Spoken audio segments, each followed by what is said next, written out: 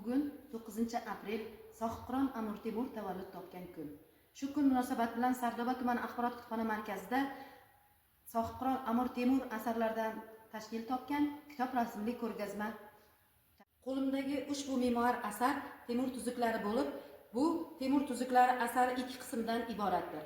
Birinchi qismi Amir Temurning tarjimai holi, ijtimoiy siyosiy faoliyati va uning Movarounnahrga markaziy hokimiyatni qo'lga kiritishi, siyosiy tarqoqlikka barham berishi, markazlashgan davlat tuzishi, 27 mamlakatni o'z tasarrufiga kiritishi buyuk Sohibqiron tilidan ixcham tarzda bayon etilgan.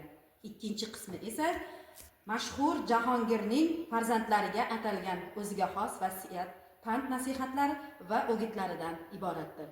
Sardoba tuman axborot kutubxona markazi siz aziz kitobxonlarga ushbu memuar asarni o'qishni tavsiya etamiz.